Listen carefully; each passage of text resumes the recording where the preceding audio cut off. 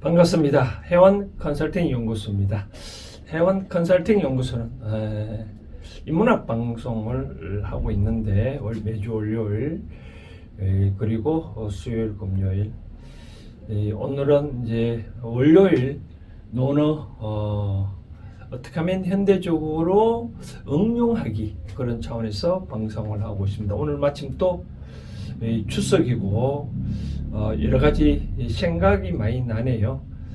유교가 이 땅에 들어와서 제사를 지냈다라든지 이런 것이 있었다는 그런 건 아니고요. 뭐 외국 문화가 갑자기 우리나라에 들어왔다 해서 우리가 다 한민족은 나름대로의 줏대가 강한 민족이기 때문에 외국 문화가 들어왔다 해서 금방 따라하는 건 아니고요. 여러 가지 계속 문화가 개선되고 발전되고 그렇게 이어져 온 거죠. 그렇죠? 그리고 또 하나 또 말씀드리고 싶은 거는 오늘 추석이고 다음 주는 제가 자한편 오늘은 이제 28번째 문장인데 29번째 문장은 제가 다음 주 중국 쪽으로 제가 출장을 갈 일이 있어서 뭐 계림 쪽에 가는데요. 좀 이 논어가 공자의 어록이잖아요, 그렇죠? 공자가 하신 말씀을 편찬을 해놓은 건데 계림 쪽에 조금 계림은 이제 우리나라 따지면 서쪽인데 그쪽에 한번 지정학적으로 여러 가지 많이 볼 곳이 있다 해서 다음 주는 계림 쪽에 가서 계림의 풍광을 보여드리도록 차원에서 하기 때문에 한 주는 좀 쉬겠습니다. 그리고 수요일은 인문해답도 역시 한번 쉴 것 같고요. 금요일은 또 불교 경전 현대 응용하기 그것도 한번 쉴 것 같고 그래서 그 다음 이제 갔다 와서 또 계속적으로 이야기를 나눠보고자 합니다. 또 덧붙여 말씀드리고 싶은 것은 유교가 들어오면서 이런 뭐 제사 문화가 체계적으로 뭐 정립은 된 거는 인정하는데 이 공자하신 말씀들이 뭐 고리타분한 거 그런 거는 결코 아니다. 오늘 또 내용을 읽어보면 일상생활에서 얼마든지 우리가 공자하신 말씀대로 그렇게 행동을 하면 절대로 어려운 것이 없지 않겠냐라는 생각을 해보거든요. 한번 읽어드린다면 지자 불혹이고 인자 불우고 용자 불군이에요. 요 군은 두려워할 구자인데 요거는 근심할 우, 요거는 혹됨이다 그런 뜻인데 지자 지혜로운 사람은 혹됨이 없다.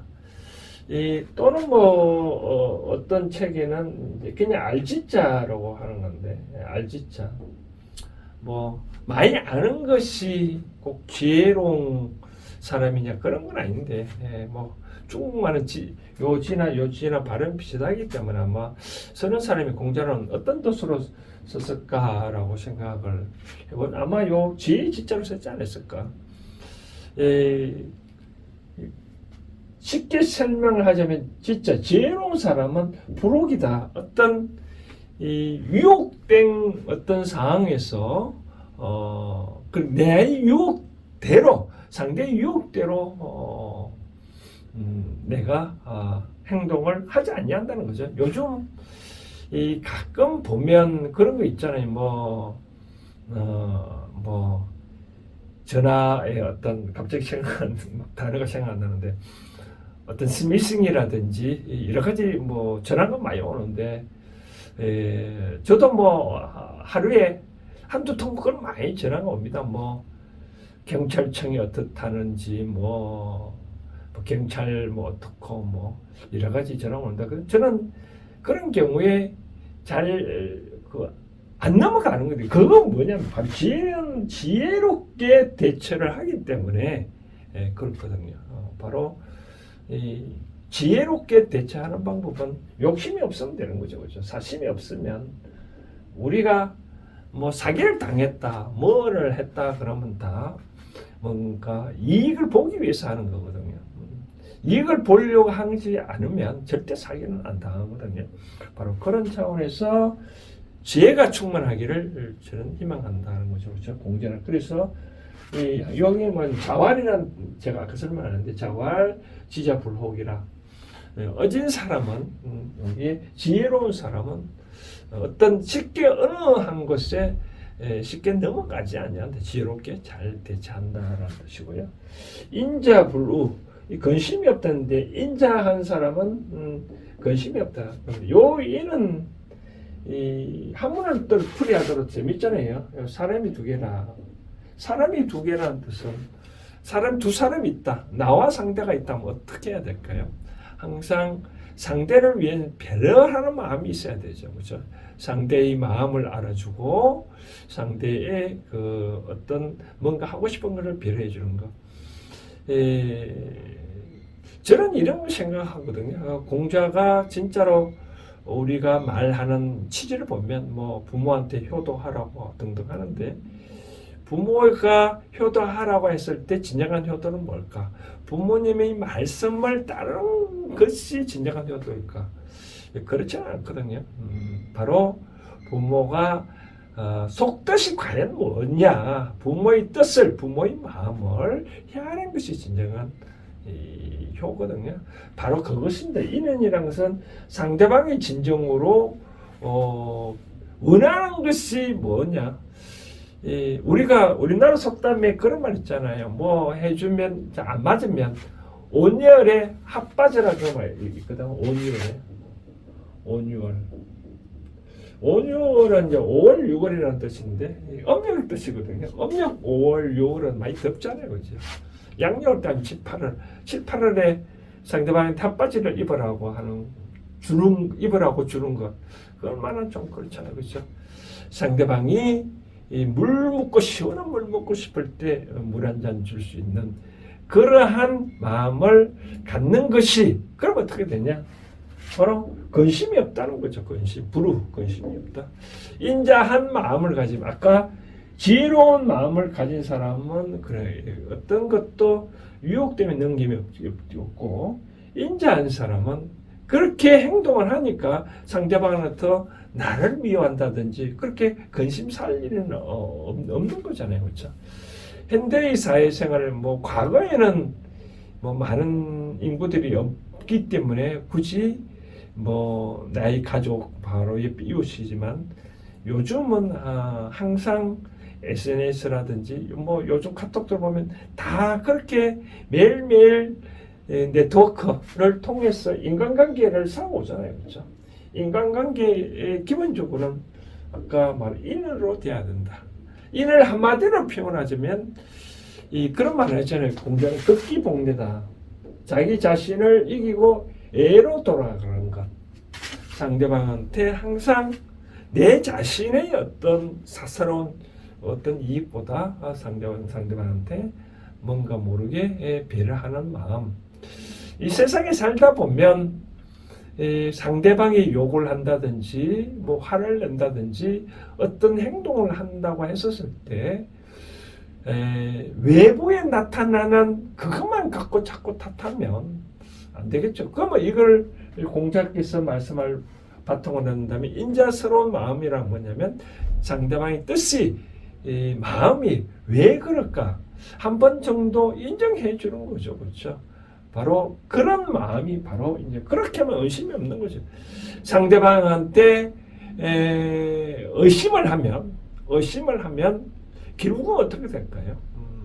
상대방이 그렇게 행동하고 그렇게 말한 거에 대해서 내가 못 받아들이고 상대방에 대해서 배려를 못하면 결국은 나만 자꾸 피해를 보잖아요. 상대방한테 뭔가 모르게 자꾸 해를 입히면 어떨까? 해를 당하면 어떨까? 그런 근심이 생기죠. 그렇죠? 근심. 그렇게 인자서로 말한다면 다 배려를 한다 그러면 이랑 같이 네트워크 인간관계에서 단절될 그러한 근심은 없겠죠. 그렇죠? 항상 유지가 되는 거죠. 저는 항상 그런 친구 사이에서도 가장 좋은 거는 예에서 시작해서 예로 시작을 끝을 맺는다라고 생각을 하고 싶거든요. 골프에서도 보면 뭐 예로 시작해서 예로 끝난다는 말이 있는데 거기 다 인에서부터 시작을 한다. 항상 사람이 두 사람에 한 사람이 있으면 뭐 자기 혼자 있으면 뭐 말 그대로 나체로 입던 뭐 옷을 뭐 온열에 뭐 핫바지를 입던 상관없겠죠, 그렇죠? 그러나 나 말고 또 다른 사람이 있다면 그 사람을 위해서 배려심이 없이 내 행동을 다 한다는 것은 그건 잘못된 것이다. 청춘 남자들이 여친이 있고 남친이 있고 결혼을 했다면 결혼 전에는 자기 마음대로 해도 되지만 일단은 결혼이라는 그런 한거에 했다 그러면 거기에 맞게끔 하는 것도 바로 인에 대한 거다라고 말씀드리고 싶고요.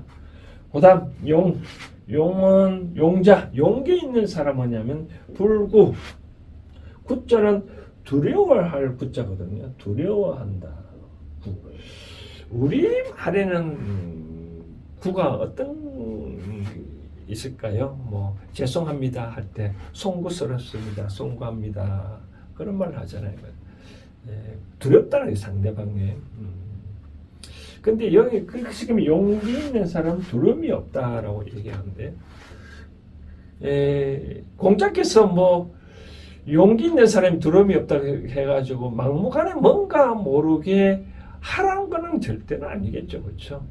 어려운 일 당했을 때 남들은 뭔가 모르게 뒷걸음칠 수는 있겠죠, 그렇죠? 지금 회사가 어렵다면 일반적인 사람은 뭐 회사가 망하든 말든 뭐 내 혼자 뭐 잘 먹고 잘 살면 된다라고 하지만 용기 있는 사람은 내가 비록 회사가 어렵다면 뭐 겁이 한 푼도 안 받고도 회사를 위해서 뭔가 모르게 할 수 있는 것 바로 그런 것이지 않겠느냐. 즉 올바른 결정을 하고 결정한 거를 뭔가 모르게 추진 있게 나아가는 거죠, 그렇죠? 바로 그런 것이 바로 용이다. 용기할 때 용이다라고 말씀을 드리고 싶은 거죠. 그래서 현대 사회 생활에도 지인 용은 다 필요하겠죠, 그렇죠? 예를 들어서 오늘 이렇게 요약을 하자면 지는 오늘 하루도 어떤 결정을 할 때 과연 지혜롭게 결정을 했느냐 한번 또 반성을 해보고 그다음 이는 내가 만나고 있는 바로 이웃 그런 사람들한테 얼마만큼 배려심을 있었느냐. 용은 이제까지 뭐 하려고 했던 것들을 못한 거 있다면 시금에서 뭐 오늘부터 건강을 위해서 뭐 운동장 한 바퀴를 돈다든지 뭐 요즘 아파트 생활 많이 하니까 1층에서 나의 아파트 나의 층수까지 한번 걸어 올라오겠다고 결정했으면 그런 것도 하나의 결정됐으면 실천해보는 것도 용이거든요. 바로 이같이 현대사에서 공장하신 말씀인 논어에서 바로 이런 세 가지 지혜로운 삶, 인자스러운 마음, 용기 있는 삶이 바로 이렇게 실천하면 일상생활에서 나한테 어려움이 없겠죠, 그렇죠? 일상생활에서 가만 보면 뭐 어렵다는 말은 주위에 사람들이 없다든지 또 뭐 재산이 없다든지 등등 하는 거는 다 이렇게 지혜롭게 바로 사람과 사람 관계 입장에서 배려심이 없다든지 용기 있는 뭔가 없기 때문에 그렇지 않을까라고 생각을 해봅니다. 자, 그러면 대충 뭐 여러분들이 다 28장은 이렇게 다 이해가 됐을 거로 생각합니다. 아무튼 끝으로 아까 초두에 모두에 말씀드렸다시피 다음 주는 중국 계림에서 좋은 어떤 풍광이 있으면 그렇게 보여주는 쪽으로 방송을 하도록 하겠습니다. 추석 명절 오늘 추석 명절인데 잘 보내시고요. 공자께서 하신 말씀은 이 차례 제사 지낸 거는 공자께서는 이렇게 저렇게 하는 건 아니고요. 송나라 때 이제 주자 을의 가래 입장에서 그렇게 이 과일을 어떻게 놓는다는데 차례 제사 지는 게 가장 중요한 게 아니고 가족끼리 이제 추석이란 이 명절이 있어 만났을 때 어떻게 행복하게 잘 보내느냐 그것이 진정으로 조상에 대한 예를 표하는 거다라고 말씀을 드리고 싶은 거죠. 왜 그러면 차례 음식은 어떻게 되느냐 항상 제가 말씀드렸다시피 사람들이 일단 모여있으면 음식을 하잖아요. 먹어야 되니까. 그러면 그걸 집에서 하기 힘들면 나가도 되는 거고. 그럼 일단 집에서 먹어야 되는 음식 했으면 그거를 조상에 대한 예를 올려야 된다니까. 음식 차려놓고 우리 부모님이 우리 조상이 왔다고 생각하고 국 한 그릇 밥 한 그릇 떠놓고 절을 한번 했다 해서 그게 우상숭배냐 그렇지는 않잖아요. 우리 고유의 이 풍습이고 그건데 그걸 갖고 우상숭배니 뭐니 그렇게 할 필요는 없지 않냐라고 생각을 해봅니다. 아무튼 오늘 추석 잘 보내시고 노노 자음편 이제 29번째 문장은 한 주 건너뛰어서 그때 또 뵙도록 하겠습니다. 감사합니다.